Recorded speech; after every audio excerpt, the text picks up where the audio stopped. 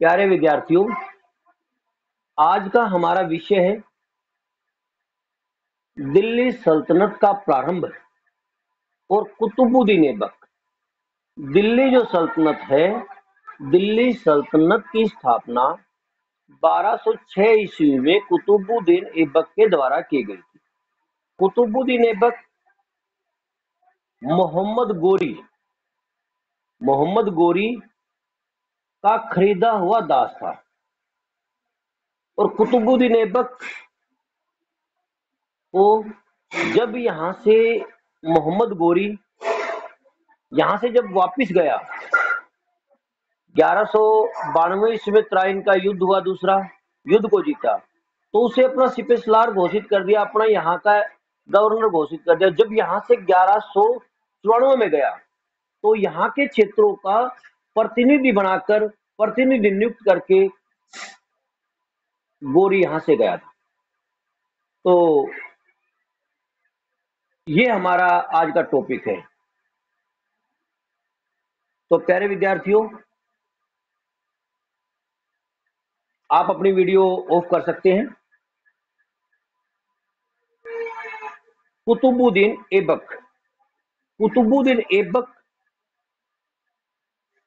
जो है 1206 से लेकर और 1210 ईस्वी तक का इसका शासनकाल रहता है। इसने मामलुक वंश जो 1206 से 1290 ईस्वी तक का जो दास वंश है, दास वंश, इस दास वंश को मामलुक वंश भी कहते हैं। दास वंश को मामलुक वंश भी कहते हैं। ऐबक जो था, ऐबक की कुछ उपाधियां हैं, क्या कहते हैं उसके बारे में, ताकि थोड़ा हम उसकी डिटेल भी जा सके। ऐबक ऐबक को का जो नाम का शाब्दिक अर्थ बताने की कोशिश की गई है, वो कहते हैं कि चंद्रमा का स्वामी। ऐबक होता है चंद्रमा का स्वामी, ए चंद्रमा बेक स्वामी, इस प्रकार की जो बातें कही गई हैं। बेटा ये बताओ, आवाज क्लियर आ रही है मेरी? सही आ रही है क्लियर? कोई, चलो फिर ठीक है, क्योंकि आवाज क्लियर आनी चाहिए। ठीक है बेटा, इस ठीक है बेटा, ठीक है। चंद्रमा का स्वामी बताया गया है, इसके नाम का शाब्दिक अर्थ जिस प्रकार से जो है इसके नाम का चंद्रमा का स्वामी कहा गया, वही मिनहाज उस समय का इतिहासकार है। मिनहाज ऐबक के बारे में कहता है कि उसके हाथ की उंगली टूटी हुई थी, उसके हाथ की उंगली जो टूटी हुई थी, जिसके कारण यहां उसका जो एक शाब्दिक अर्थ था एब केशल कहा गया यहाँ इनकी लैंग्वेज के अनुसार, और जिसका कहते हाथ से लूला उपनाम नुक जाते उसका नाम ऐबक पड़ गया। तो अलग अलग बातें हैं। इसकी कुछ उपाधियां थी। इसकी उपाधि थी, सबसे पहले कहते हैं कि इसे बेटा पील बख्श कहा गया है, हाथियों का दान देने वाला कहा गया है, हाथियों का दान देने वाला कहा गया है। दूसरी लाख बख्श, तीसरी कुरान खवा, हातिम द्वितीय और मोहम्मद गोरी ने इसे मलिक एवं सिपहसालार की उपाधि दी थी। एक मिनट रुको भाई, मलिक या सिपहसालार की उपाधि इसको दी थी। तो बेटा ये इसकी उपाधियां हैं।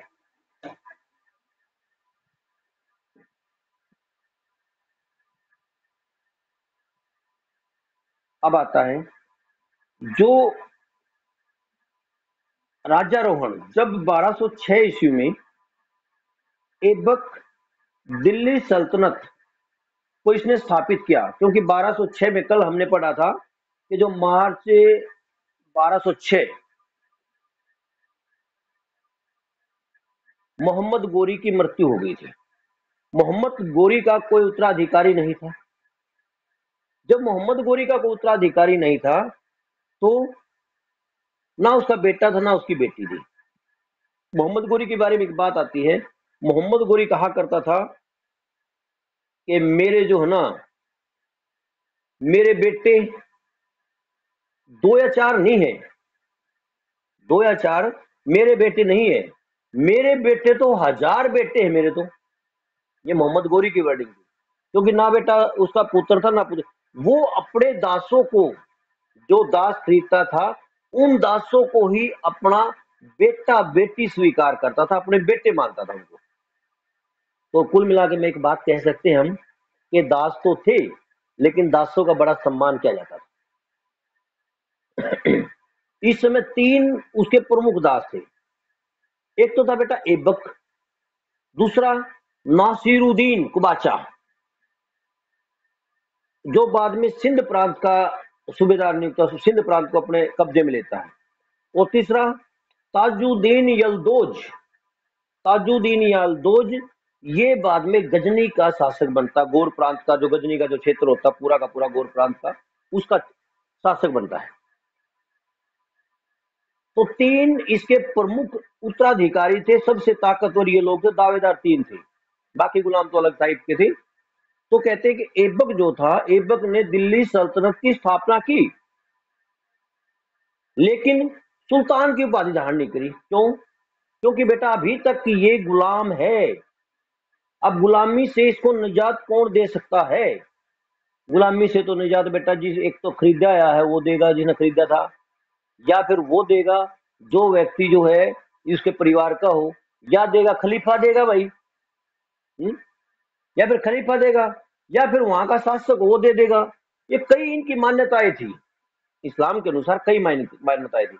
यहां तक इसने मलिक और सिपे सलार, जो पदवी मोहम्मद गोरी ने दी थी, उन्हीं पदवियों से कहते हैं संतुष्ट रहा तब तक। ऐबक ने कभी अपने नाम का खुतबा नहीं पढ़ा, और ना ही कभी सिक्के चलाए अपने नाम के, अपना नाम के, खुद का नाम के कोई सिक्के नहीं चलाए, ना खुतबा पढ़ा। एक बात आती है बेटा, फिरोज शाह तुगलक ने है ना खुतबा पढ़ा था, और जितने भी दिल्ली सल्तनत के सुल्तान हुए थे उनके सारे अपने खुतबे में परमात्मा का नाम लिया जाता था, ईश्वर का नाम लिया जाता था। तो उस खुतबे में कहते सारे के सारे दिल्ली सल्तनत के सुल्तानों का जिक्र करता है, लेकिन कुतुबुद्दीन ऐबक का जिक्र नहीं करता। उसको सुल्तान वो नहीं मानता। क्यों? क्योंकि इसने खुतबा नहीं पढ़ा था। कहते कि कुछ घटना और घटती है। गौर जो प्रांत था उसका सुल्तान जो महमूद, महमूद ने ऐबक को दास्ता से मुक्त कर दिया, एक पत्र दिया, दास्ता से मुक्त कर दिया था।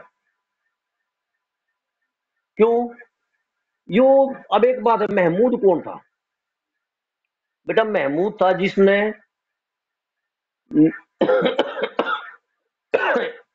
ताजुद्दीन यलदोज को वहां से निकाल दिया था। अब वो गौर प्रांत का शासक बन गया था, वहां से इसको निकाल दिया था और गौर प्रांत का शासक स्वयं बन गया था। जो ये व्यक्ति था ना, इस व्यक्ति ने इसको जो है स्वतंत्रता दे दी थी।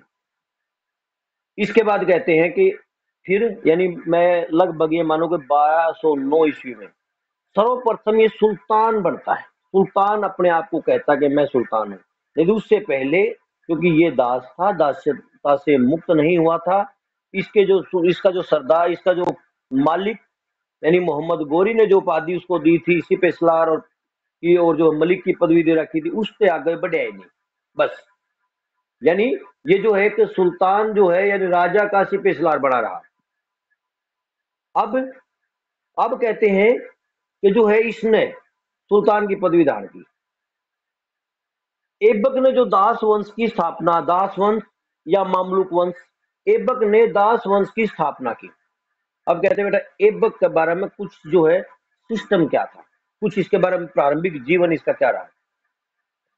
ऐबक कहते हैं कुतुबुद्दीन ऐबक, इसका जो है ऐबक जनजाति, एक जनजाति थी वहां, एक उसका तुर्क था, या मैंने एक काम कह दिया गोत कह दिया भाई, सिंपल समझन खातर गोत आपा समझा आजकल, गोत्र, ऐबक गोत्र था इसका। दूसरा कहते कि इस जनजाति का मामला में कहे हुए हैं कि यहाँ के जो महिलाएं और पुरुष हैं बड़े सुंदर होते, लेकिन कुतुबुद्दीन सुंदर नहीं था।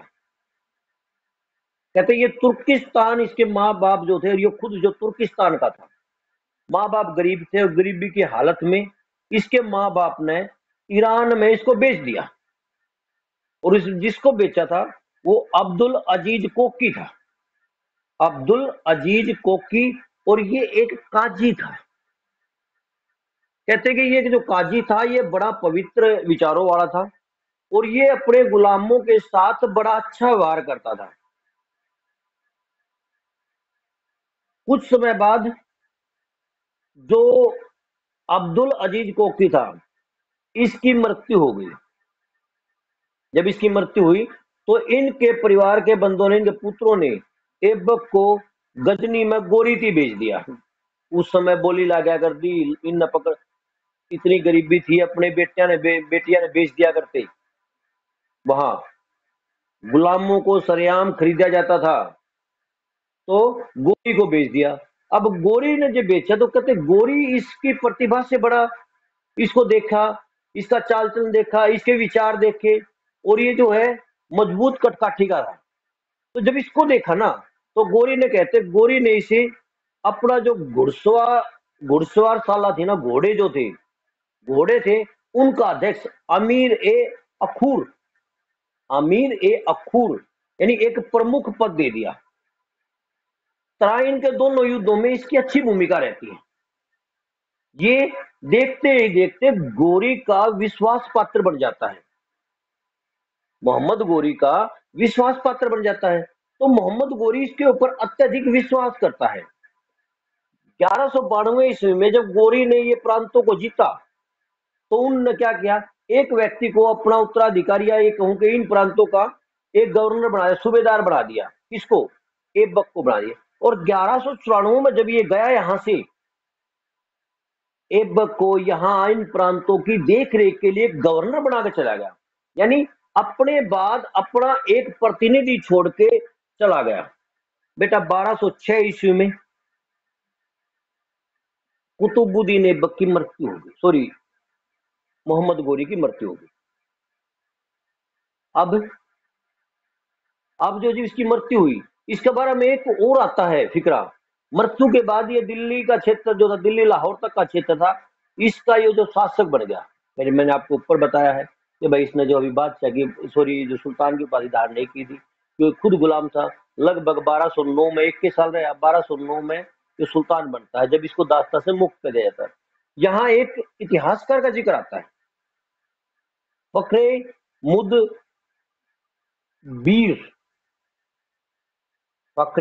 मुदबीर यो कहता है कि 1205 ईस्वी में गोरी ने जो है इसको अपना उत्तराधिकारी घोषित कर दिया था और इसे मलिक का पद दिया था, क्योंकि गोरी का उत्तराधिकारी नहीं था। गोरी का बेटा कौन था? ये कहता कि गोरी ने जो काम कर दिया था। लेकिन जो है सारे इतिहासकार इस बात पर सहमत नहीं। क्यों? ये कहे भाई जो है वो बादशाह भी आगे जाकर हार गया, इसमें जो है अपना जो इल्तुतमिश से, और जो है यल्दोज भी हार गया, दोनों मर गए। तो ये बाद में जोड़ा गया होगा, ऐसा इतिहासकार कहते हैं, उसे मत नहीं है। अब क्या हुआ? अब जो है सुल्तान बन की बात आ गई, या मतलब जो है इनका संघर्ष की बात आ गई। तो बेटा 3 उत्तराधिकारी हैं। ऐबक है जो प्रमुख गुलामों के अंदर ऐबक था, एक नंबर 1। नंबर 2 पर नासिरुद्दीन कुबाचा, और तीसरा ताजुद्दीन यल्दूज था। ऐबक जो है जब गोरी की मृत्यु होगी तो ऐबक लाहौर का शासक बन गया। ये बात ध्यान रखना, दिल्ली अधीन है लेकिन राजधानी लाहौर है। उस समय राजधानी लाहौर है। लाहौर से राजधानी जो हस्तांतरित कर गई, राजधानी दिल्ली में आने वाला जो है इल्तुतमिश था। इल्तुतमिश जो कुतुबुद्दीन ऐबक का खरीदा हुआ दास था, वो था। राजधानी लाहौर नंबर 1। नंबर 2 में जो सिंध जो प्रांत है वो कुबाचा के अंतर्गत जो है सिंध प्रांत है। और तीसरा जो ताजुद्दीन यल्दोज था वो बेटा गजनी का सुल्तान बन जाता है। 2 क्षेत्र, गजनी और गोरी, जो सारा का सारा क्षेत्र इकट्ठा था ना, उसका सुल्तान बन जाता है। यानी 3 भागों में ये बांट देता है। अब एक बात इंपॉर्टेंट है, जो क्षेत्र पहले गौरी का था उसका शासक कौन बना? नासिरुद्दीन, सॉरी या ताजुद्दीन यलदोज, यलदोज बना। अब यलदोज ने क्या कहा? यलदोज ने कहा कि क्योंकि ये जो भारतीय क्षेत्र है, ये लाहौर का क्षेत्र, दिल्ली का क्षेत्र जो है, जिसपे जो ऐबक अधिकार करे वहां शासक बने हैं, क्योंकि ये क्षेत्र डायरेक्ट रूप से किसके अंडर आता था? डायरेक्ट रूप से अंडर आता था, बताओ, डायरेक्ट रूप से गोरी के अंडर था। अरे भाई यो भी क्षेत्र में गोरी का उत्तराधिकारी, जो गोरी जहां शासक पर बैठ सिंहासन बैठा उस पर बैठा है यलदोज, तो उसने कहा कि भारतीय क्षेत्र मेरे अधीन है और ऐबक को अपने अधीन कहा। और एक क्वेश्चन उड़ गया, दोनों में आपस में जो है रोड़ा हो गया।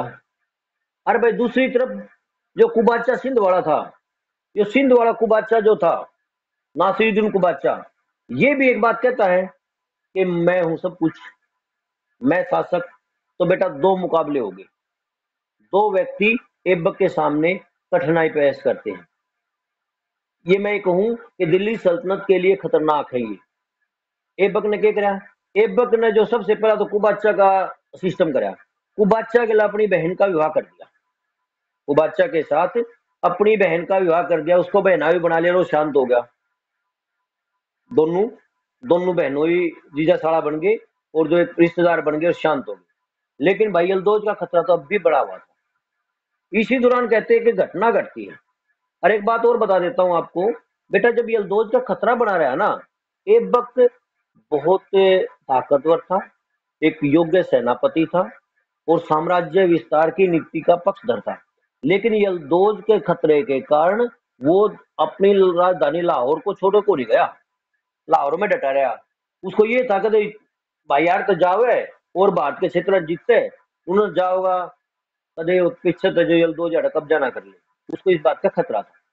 तो राजधानी छोड़कर नहीं गया और ना दिल्ली में रहा। हाँ वो चाहता था कि दिल्ली का क्षेत्र में जाकर रहूं, वो चाहता था, लेकिन जो है वो यलदोज के खतरे के आगे लाहौर में डटा रहा। इस दौरान एक घटना और घटती है। यलदोज ने उसको कहा कि मेरी अधीनता स्वीकार कर ले, क्योंकि मैं गोरी का असली उत्तराधिकारी मैं हूं। लेकिन जो ऐबक ने मना कर दिया। इसी दौरान गजनी के ऊपर, गजनी जो प्रांत था उसके ऊपर जो है खवारिजम शाह ने अटैक करा, यलदोज उड़ता भाग लिया और पंजाब में आ गया। ख्वारिजम शाह ने उस पर अधिकार कर लिया गजनी के ऊपर। जब इस पर अधिकार कर लिया तो दिक्कत आ गई, ये पंजाब में आ गया। अब इसी दौरान जब ये पंजाब में आया तो यलदोज और ऐबक का आपस में मुकाबला होता है, दोनों का युद्ध होता है। जब दोनों का युद्ध होता है तो ऐबक पराजित होकर भाग जाए। अब गजनी का प्रांत जो है सिख, वो जो ख्वारिजम का शासक था वो वापिस चला गया, गजनी का प्रांत भी खाली हो गया। तो इसी दौरान कहते बेटा वहां की जनता ने कुछ प्रतिनिधि आए, मिले और ऐबक को वहां कहा कि आप जो यार शासन कर ले, आप यहाँ का शासन संभाल लो। ऐबक वहां चला जाता है, शासन करने लगता है। लेकिन कहता है कि ऐबक की नीति जो थी, उन नीतियों से यहाँ की जनता 40 दिन में उब गई, थोड़ा टाइम में उब गई और जो है उसके खिलाफ विद्रोह कर दिया। ऐबक ने माहौल देखा, उस विद्रोह को शांत नहीं कर पाया और ऐबक जो है वापिस आकर कहाँ पहुंच गया? लाहौर पहुंच गया। और घेर घोट का जो थोड़ा टाइम बाद यलदोज जाकर दोबारा गजनी का शासक बन गया। जब देखा वह सिंहासन खाली हो गया, ख्वारिजम शाह भी चला गया था वापिस और जो है ऐबक भी वापिस आ गया और वहां का माहौल ऐबक के लिए बेटर नहीं रहा, तो जाकर दोबारा से शासक बन गया। इसी दौरान जो कुछ अभियान और करता है ऐबक, एक बंगाल तक का क्षेत्र जीतता है ऐबक और बंगाल में अली मर्दान खां को सूबेदार वहां घोषित करता है। एक बात देखो, लाहौर से लेकर बंगाल, अब बंगाल का क्षेत्र सीधी बात है भाई, उत्तर प्रदेश बिहार के जाएंगे, उत्तर प्रदेश और बिहार कहाँ गए होंगे? ये भी इनके साम्राज्य का भाग रहे होंगे, ये तो क्लियर है।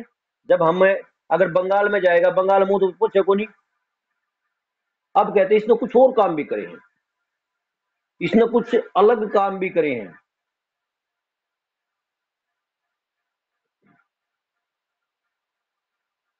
इसके बारे में कहते हैं कि इसने सिक्के नहीं चलाए, लेकिन हसन निजामी को कहता है कि दिरहम और दिनार नामक सिक्के ऐबक ने चलाए थे, जबकि ऐबक अभी तक कोई सिक्का ऐबक का नाम का मिला नहीं है।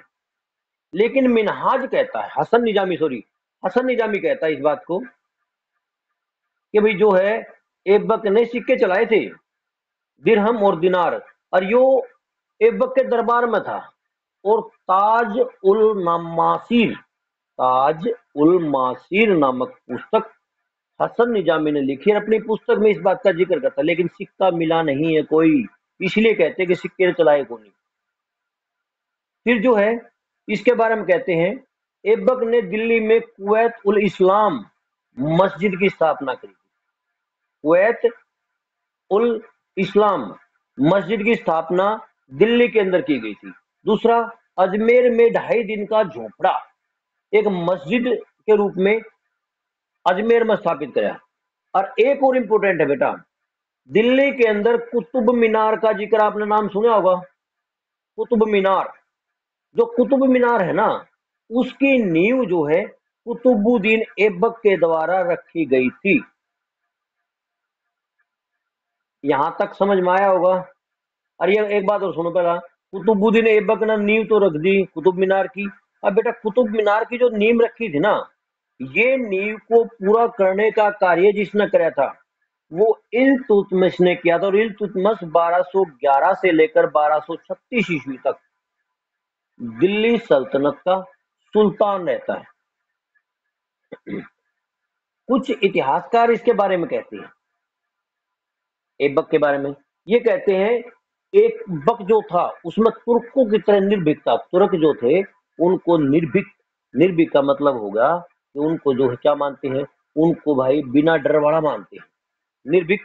पारसियों की तरह प्रिकृष्ट, अभिरुचि और शालीनता, ईरानियों की तरह उदारता, सभ्यता मिश्रण थी। अलग अलग जो सभ्यताएं थी उस टाइम के जो मैन व्यक्ति थे उनके बारे में कहता है कि ये बड़ा जो है निर्भीक था, रुचि लेने वाला था, शालीन था, उदार था, यानी सारी सभ्यताओं का मिश्रण था। फरिश्ता के अनुसार यदि व्यक्ति किसी की दानशीलता की प्रशंसा करते थे तो उसे अपने युग का ऐबक पुकारते थे। यानी के कहा ऐबक बेटा उसकी दानशीलता के लिए बड़ा प्रसिद्ध रहा।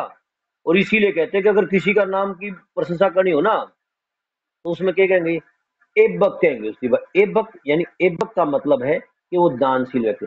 ऐबक के बारे में कहा जाता है कि वह न्यायपूर्ण सिद्धांतों के आधार पर राजा बनता है और वह अपनी न्याय प्रणाली के लिए जाना जाता है। ऐबक की हसन निजामी कहता है, ऐबक की आज्ञाओं से इस्लाम के उद्देश्यों का बहुत प्रचार हुआ। धर्म के सूर्य ने ईश्वर की सहायता रूपी अंबर से हिंद के देशों पर अपना प्रतिबिंब प्रदान किया। अब ऐबक की मृत्यु कैसे हुई? एक बात और भी कहते हैं कि ऐबक जो था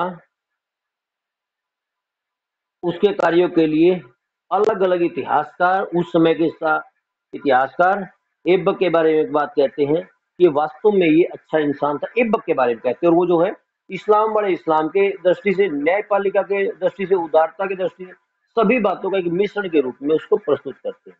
बेटा 1210 ईस्वी में ऐबक की मृत्यु हो गई।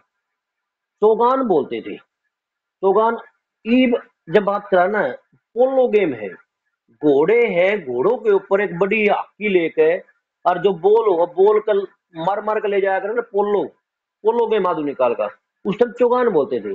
घोड़ों में गेम खेल रहा था, खेल यानी हम कहे कि खेल के तो प्रेमी था यो। घोड़े से गिर गया और गिरने से इसको वहां चोट लगी और इसकी मृत्यु हुई। इसको जो है लाहौर में दफना दिया गया, लाहौर में दफनाया गया। अब जो है कुल मिला के निष्कर्ष रूप से हम कह सकते हैं कि ऐबक एक प्रतिभाशाली, एक दास, एक जो दास से अपनी योग्यता के कारण, अपनी स्वामी भक्ति के कारण, अपनी सैनिक अदम्य साहस, इनके कारण जो है एक छोटे, बिल्कुल एक दास की क्या हैसियत होती है बिल्कुल आपको पता है। एक दास से एक बिल्कुल जो है आम इंसान से भी नीचा, वहां से सत्ता के सबसे शीर्ष सिंहासन पर पहुंचता है। पहले घुड़सवार सेना का अध्यक्ष बनता है, अस्तबल का। फिर जो है जो यहाँ का जो एक ये कहे कि भाई जो उसको जो यहाँ के प्रांतों का गवर्नर बनाया जाता है, और फिर वही व्यक्ति एक दास से एक जो है सुल्तान बनता है, सत्ता के शीर्ष शिखर तक पहुंचता है। इससे हमें सीख मिलती है, इतिहास के विद्यार्थियों एक बात ध्यान रखना बेटा, इससे हमें सीख मिलती है कि कोई भी व्यक्ति संघर्ष करके, कोई भी व्यक्ति एक जो है निर्भीक तरीके से, कोई भी व्यक्ति परिश्रम के दम पर, ईमानदारी से कहीं पर भी पहुंच सकता, किसी भी ऊंचे पद पर पहुंच सकता है। हमें इतिहास पढ़ने की इसीलिए आवश्यकता है। कहते कि बेटा इसकी मृत्यु होगी। अब जो है ऐबक की मृत्यु के बाद 1210 से लेकर 1211 ईस्वी तक ऐबक का पुत्र था आराम शाह। आराम शाह सिंहासन पर बैठता है। इसके बारे में इतिहासकार में अलग अलग मत है। ज्यादातर इतिहासकार इस बात से सहमत है कि आराम शाह ऐबक का पुत्र था, लेकिन मिनहाज के बारे में कहा गया है, मिनहाज कहता है कि भाई इसकी तो केवल 3 पुत्री पुत्री थी, पुत्र तो कौन था भाई। मिनहाज कहता है बात, अब पुत्र नहीं था तो भैयो आराम सा था कौन। अबुल फजल के अनुसार आराम सा ऐबक का भाई था, इसका उत्तराधिकारी बना। आराम सा जो है इसका भाई था। आराम सा रहा भाई 8 साल, सॉरी 8 माह, 8 महीने तक शासक रहा। और जो इल्तुतमिश ने आराम शाह को पराजित कर दिया और जो है राजगद्दी प्राप्त करी। आराम शाह 2 मुख्य तुर्क सेनानी अक्सुनकर और फरुख शाह युद्ध में मारे गए थे।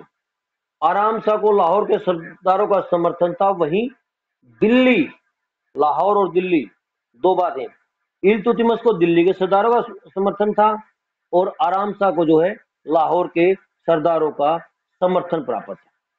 इसमें एक बात बड़ी इंपॉर्टेंट है कि जो है आराम शाह की मृत्यु के बाद इल्तुतमिश सिंहासन बैठता है और इल्तुतमिश के बारे में काफी बातें कही गई है।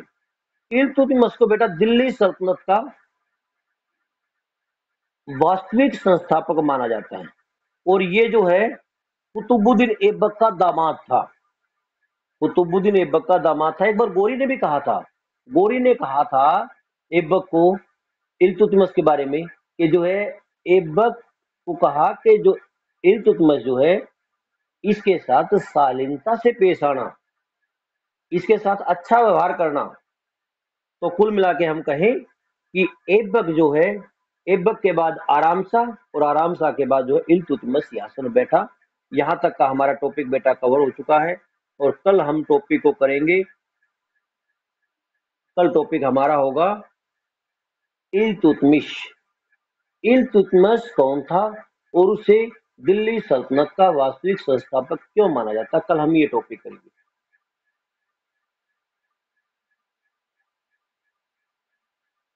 ठीक है भाई।